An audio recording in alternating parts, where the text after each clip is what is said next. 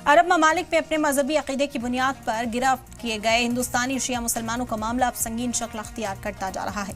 All India शिया personal law board के general secretary मौलाना यासूब अब्बास ने वज़ीर-ए-आज़म नरेंद्र मोदी को खत लिखकर सऊदी अरब समेत कई अरब ममालिक में कैद हिंदुस्तानी शियाओं की महफूज रिहाई और वापस वतन वापसी का मुतालबा किया है।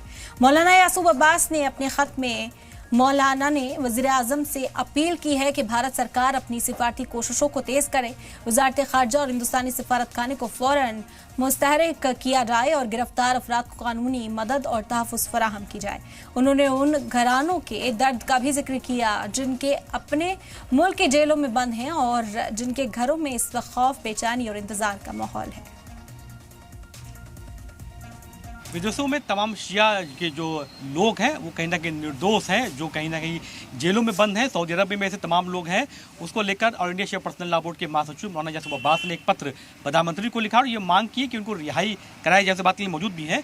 आपने एक पत्र लिखा है कि कई शिया ऐसे लोग हैं जो उलमा है या जो तमाम लोग हैं वो बाहर कई ऐसे जेलों में बंद हैं, क्यों बंद किए गए हैं और क्या मांग कर रहे हैं आप लोग प्रधानमंत्री से? पत्र देखिए, सऊदी अरब में, यूएई में, कतर में, कुवैत में, बहरैन में शिया हजरात जिन्होंने अपनी डीपी के ऊपर आयतुल्लाह खामनाई साहब की तस्वीर लगाई थी या उन्होंने कोई वीडियो वायरल किया था, उसको लेके उनके नाम के आगे जैदी, रिजवी, जाफरी, सैयद, हुसैन, अब्बास, ये सब उनके नाम के आगे है।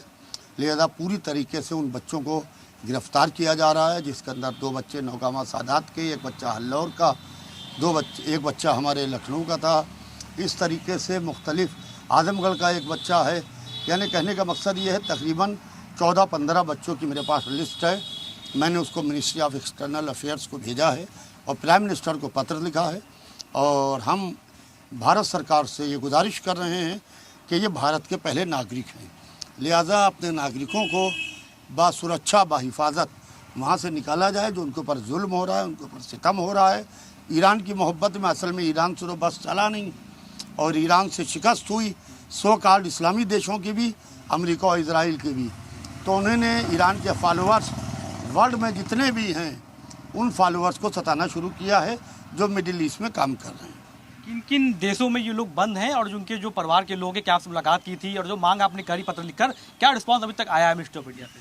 देखिए, 1 महीने से ज़्यादा हो गया है। नौगामे के 2 सगे भाई बंद हैं और उनकी वालदा का रो रो के बुरा हाल है और उनकी माँ एक लेडी हैं, यहाँ उनके शौहर काम करने के वास्ते गए थे तो उनको गिरफ़्तार कर लिए गए। उनका बच्चा बहुत छोटा है।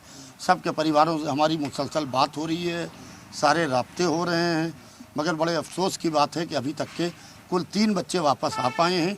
लिहाजा मैं मिनिस्ट्री ऑफ एक्सटर्नल अफेयर्स से और प्राइम मिनिस्टर से ये रिक्वेस्ट और गुजारिश कर रहा हूँ, ईमेल्स कर रहा हूँ, बातचीत कर रहा हूँ उनके ऑफिस में कि हमारे बच्चे बाहिफाजत, हमारे जो नौजवान बंद हैं जेलों में, वो बाहिफाजत हिंदुस्तान आएँ। उसके लिए बाकायदा एम्बेसीज़ को सक्रिय किया जाए, चाहे यूएई की में हो इंडियन एम्बेसी, चाहे आपके सऊदी अरब में हो या और दूसरे इस्लामिक देशों में हो। अभी सवाल ये है कि सारे बच्चे जो बंद हैं, जो बता रहे हैं आप, ये उत्तर प्रदेश से ही हैं या कहीं और किसी दिल्ली से हैं, मुंबई से हैं, और जो बातचीत इन लोग से हो रही है क्या बिल्कुल बेगुनाह लोग हैं ये लोग? बिल्कुल बेगुनाह लोग हैं भाई। आपने किसी पॉलिटिकल आदमी की तो तस्वीर लगाई नहीं। हमारे मजहबी रहनुमा का नाम आयतुल्लाह खामनाई साहब है जिन्हें शहीद किया गया। अगर उनकी आपने डीपी पर तस्वीर लगाई है तो उसको लेके बाकायदा वो बेगुनाह लोग हैं, उनको पूरी तरीके से गिरफ्तार किया जा रहा है। उसमें उत्तर प्रदेश के भी हैं, उत्तर प्रदेश के बाहर के भी हैं, लोगों को पूरी तरीके से डिटेन किया जा रहा है। बात करने के लिए तो ये थे हमारे साथ मौलाना यासूब अब्बास हैं, जो बाहर विदेशों में कई ऐसे शिया के कौम के लोग हैं जो बेगुनाह हैं, जिन्होंने आयतुल्लाह खामनाई साहब की तस्वीर अपने मोबाइल में लगाई थी, उनको बंद कर दिया गया। इसको लेकर एक पत्र लिखा है प्रधानमंत्री को, ये मांग कर रहे हैं कि जल्द से जल्द उनकी रिहाई कराई जाए। कैमरा पर्सन दिवाकर सराती के, जी मीडिया।